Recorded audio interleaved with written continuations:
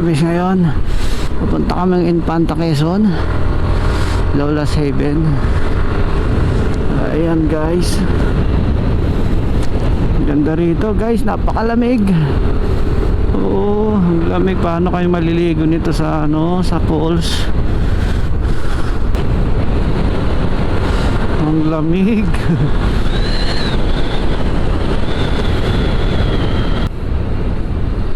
Yun, eto na mga kastrol, eto na ang Lola's Haven. Sa ibaba niya, nandun ang mga poles. At para sa mga nakasasakyan, ang paradahan ay dito sa gilid ng kalsada. Sa mga motor, mga kastrol, doon sa may gilid ng tindahan, doon pwede. At magmula dito sa bahay niyan, dito sa may gilid ng kalsada, bababa kayo dito sa hagdanan na ito.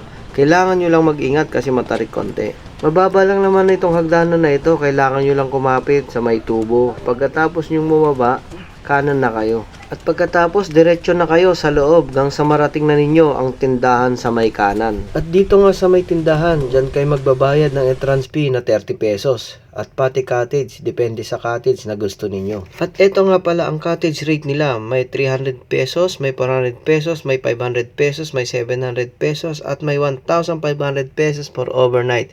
Depende po sa inyo yan kung anong pipiliin ninyo. At dito meron pong libreng ihawan, pwede nyo pong gamitin yan. Para naman po sa mga walang baon, mga kastrol, dito pwede kayo magpaluto rito. Yun nga lang, kung ano lang pwedeng maluto na available sa kanila. At eto nga po pala ang kanilang toilet. 4 na pinto po dito. 1 to sawa po kayo sa tubig dito.